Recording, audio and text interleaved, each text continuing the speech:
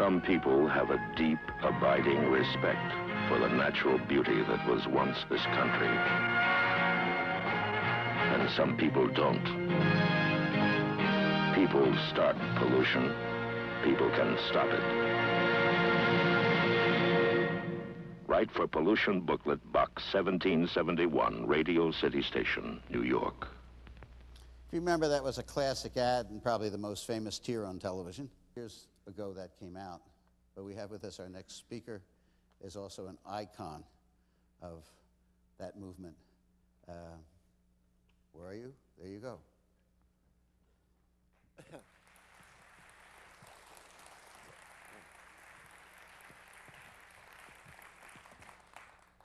Well, icon, I don't know. There was a line earlier about we're all fossils. I think an icon can pretty quickly turn into a fossil if they're not very, very careful.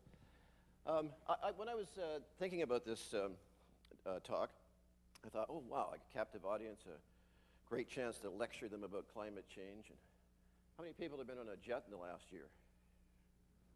Oh. How many have been in a sports utility vehicle? Okay, well, there's no difference really, because when you're on a jet, you're using as much fuel as though you were in an SUV. I used to think that, God, I could jump on a plane and it's more fuel efficient than cars. And even though I'm zapping around the world, I'm not really being bad. But the reality is, of course, now the new figures show that, no, I might as well be driving a sports utility vehicle. And I'm an airplane junkie. I really like airplanes. I'm also a car junkie, and I've had about 12 cars in my life, ranging from my beloved Volkswagen van in 1967 that didn't have paisley or psychedelic colors on the outside. But if you, because I didn't want the cops to know, but if you opened up inside, it was, you know, it was like a Timothy Leary wet dream.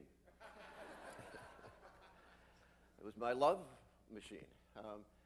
So I have a little Nissan NX 1600, sort of a poor man's sports car, and right now, and it's reasonably fuel efficient, but still.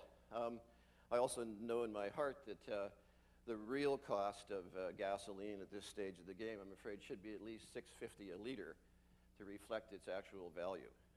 But if someone said, oh, the price is going to go up to $6.50 a liter, or for instance, if I had the power to make it happen and I did it, you'd kill me. And I wouldn't say I'd particularly blame you, because most of us are hooked into an automobile grid situation that we can't escape. I live out in Scarberia. I tried bicycling into work the other day. And for those of you who don't know where Scarberia is, I think somebody actually characterized it a little earlier. It's actually one of the few places in the world where they hired a committee to find some distinctive cultural things so the tourism department could market them, and they couldn't find anything. And I bicycled in, and it was 30 kilometers, and oh, wow. You know, there must be a market out there for a great bicycle seat, because we haven't got it. And all the other problems, apart from almost getting killed about 50 times on the way in. So I didn't do that over again immediately. And of course, I'm typical that way. So here I am, a guy that knows all about the fuel situation that we have. I've been studying climate change for several years. And I actually, before the morning's over, I'll lay my worst nightmare on you, because that also happens to be my passion. But I know all this stuff. And in fact, I wrote a column in a little weekly paper a little while ago admitting that I was a car addict. And my God, I had about 5 issues of rage. Someone was suggesting running me down on the street.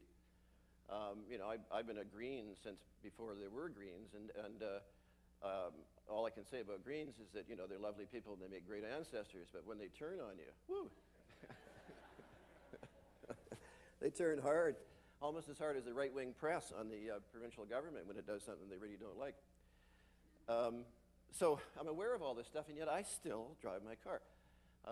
You know, I can argue that the transit system, beautiful as it is, and Toronto's justified to be proud of it. On the other hand, it still takes me about 2 hours to get in, with a lot of standing around and a lot of problems and crushing and being squeezed in, and I got claustrophobia. And I know planes are bad, but you know, I just flew out to Vancouver a couple of weeks ago just to celebrate an anniversary with some friends. And last Sunday I was doing a little talk in Ottawa, so I flew up to Ottawa and flew back. There were only about 15 people on the plane. Mind you, it was the day after they'd done the changeover at the airport.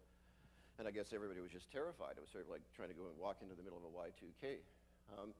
But this, you know, it worked out pretty well, except I got trapped in the tarmac for several hours, and the air conditioning didn't work. But hey, no sense whining about those sort of things. I think what's going to happen, precisely because people like me, even people like me who know,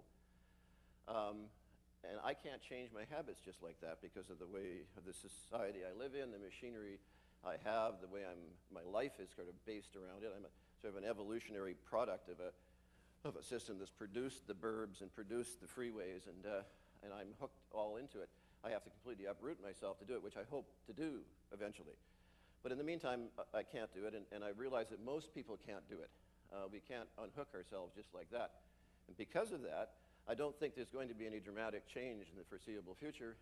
But if you look ahead, let's just say 20 years ago, I predict, for instance, that the Pearson Airport, where they're spending tens of millions of dollars revamping it and making it bigger and bigger to accommodate more and more planes, because all the calculations that the accountants are using all say that population is growing, and as has been pointed out here earlier, tourism is now the #1 industry in the world. You know, this is all very well for all of us people who always wanted to travel, and you know, if everybody throughout history who wanted to travel, if they could all die and reincarnate in our era, you know, that would be the most wonderful thing that could have happened to them. You know, people used to have to take months to get across an ocean. And now, you know, some of us are sort of, oh God, I got to cross the Atlantic again. You know, where's my sleeping pill?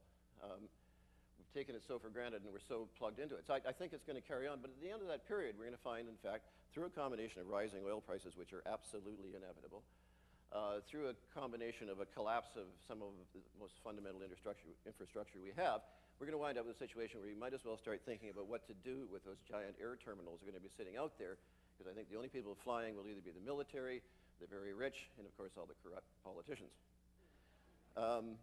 But the rest of us will probably be grounded sooner than you think. That's not necessarily a bad thing. The human race got along without flying for a long time. There'll be some of us that'll be twitching to get back up there in the air and fly cheaply. Okay, so that was what I was going to lecture you about. But I think you've just had the explanation about global warming. In a nutshell, I couldn't have said it much better myself. So I'll get back to that, but what I want to do is come through, because I remember what Richard was saying about telling a story. So my story is simply that, and I'll try to make it I have to make it as brief as I can, is why I think, why I'm not filled with despair. Because I really think we are going to have a climate shift crisis of such proportion that it'll make everything we've gone through so far look like a picnic. And I know that sounds dark and apocalyptic, and it's very depressing. And as I say, I'll return briefly to it, but it doesn't scare me. And the reason it doesn't scare me is that back in the darkness of the Cold War in the late 60s, when I first got involved in the anti-nuclear movement, you know, we all thought we were going to be nuked by the weekend with good reason. We almost were several times. And it was a very abstract thing. It wasn't like you saw a soldier running towards you with a spear or a sword or a bayonet. It was something way over the horizon, but all you knew is within minutes it could destroy you completely with a power, again, that was been described here as like the power of gods. Only these are bad gods. These are the blue mini gods with their fingers on the button. So there was a lot of tension and paranoia around that. My children today think, you know, Dad, what's this nuke stuff? They think nuking is what you do in the microwave oven. It's not part of their concerns at all. They're in another age. You know, we're living in a time now where, you know, nobody lived as long as an age. A lot of us here, Mr. Crombie, for instance, and myself, have been around for several ages. And, you know, the nuclear age just being one of them. I mean, I'm a pre-atomic. In fact, I think that's how the world breaks. There was a strange vibe when the first bomb went off, and everybody sensed then as a mutant. Although some of us caught up. So back in that period, I got involved with a bunch of crazy people. We went out on a boat and we tried to stop nuclear bombs. And then by the mid-'70s, I was running the thing, and we went after trying to save whales.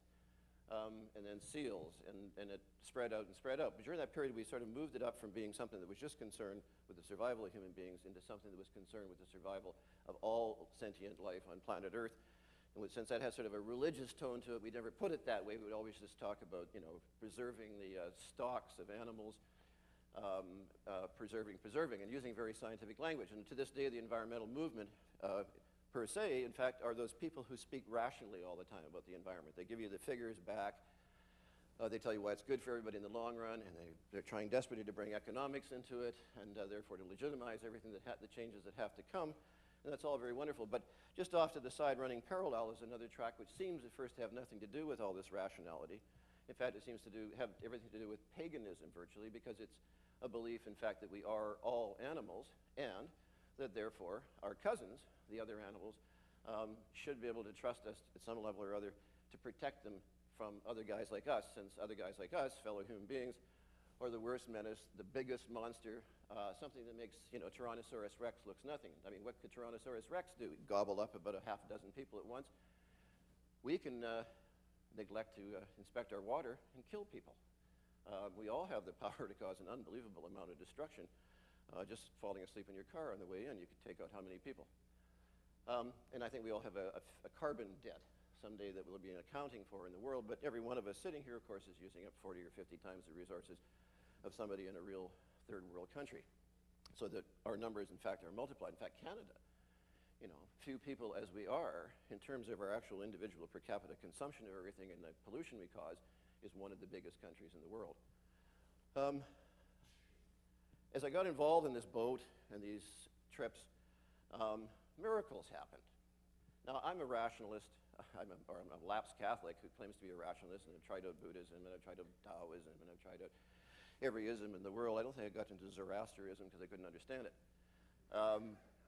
Went through all that sort of stuff and ended up very proud of the fact that I got a really rational little thing here in my neocortex. And it's probably one of the most complex forms of matter on the planet, and I should be proud of it, and it gives me my ability to invent plastic balls and strange spacey chairs. And to fly from place to place. So I wound up pretty well rejecting everything I could that seemed mysterious or cosmic or very weird, unless I could find a rational explanation for it.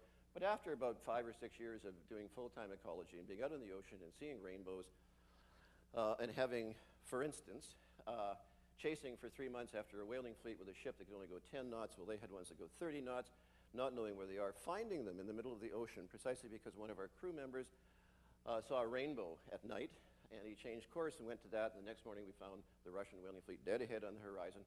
We were almost out of food and fuel. We chased after them. We couldn't keep up, but bang, one of the ships turned around and came back to us. Is because the whales had brought them right to us. We jumped in our boats. We did our thing. We had a camera guy there who ran out of battery just at the penultimate moment. And I was willing to die, but I wanted it on film. Never waste an exit. And little I know the camera had died, but in fact, we bounced along apparently for another half hour, and the guy decided to take a chance, picked up his camera, aimed at the front of the boat, over to us, saw us, came back, the cannon went off, boom, right over our heads, into the whales. We came up, we had the footage, we released it to everybody in the world. Walter Cronkite played it as though it was his network's own footage. And we had our story, without which we wouldn't have had our story, and we also had, more importantly, the real beginning of a worldwide anti-whaling movement. And I counted that as a miracle. I had no other explanation, because you couldn't put that sequence of events together in a fictional book without it being, science fiction or mysticism. And the other great line I heard here today, or yesterday, was from Dr. Tiger, was about how everything begins in mysticism and ends in politics. And just speaking for the one little segment of the environmental movement that I've been involved in, that's certainly the case, because at a certain point, after a few of those kind of events, most of us were mystics. We started off, I'd say about 50% of the crew were rational, the other half of us were crazy, and by the end of it, everybody was crazy. And we also felt, and the really crazy part was, we thought, Christ, we can change the world. We can actually change consciousness of the mass of humanity around the world, almost technically within minutes. And not everybody would get it, not everybody would see it, not everybody would hear it, but compared to any previous period in history, I mean, the fact you can drop a visual image into millions and millions of minds and have it replayed and replayed, so it's probably seen by billions of people, is a weapon, if you want, in terms of changing consciousness. This never existed before. So that's a technical thing, really, the existence of a mass communication system. But I found that it took kind of miraculous events to give us the material that we could then pass into this highly technical, post-industrial, whatever you want to call it, system of mass communication. So you had really a melding of what was a religious or spiritual experience to high tech. And somewhere in there, you could make things happen. We had one optimist among us who said change can occur at the speed of thought. And this was in a global village, of course. So I remember at one point being in the Aleutian Islands with 12 of us on board, 4 of us being journalists, all trying to get our stories out. And there was one telephone on the island and 350 Aleut Indians, all of whom were making calls to their husbands on the boats or their families back and forth. And we couldn't just come in there and say, excuse me, we're media. Step aside. So we'd wind up in a lineup, sometimes till 3 in the morning, trying to get your story out. And I kept saying, McLuhan, where are you? Yet, of course, we did have the global village, and the fact is that eventually you got to the phone and you could get out. Now, of course, it's a piece of cake. You know, you walk around on the deck with your cell phone.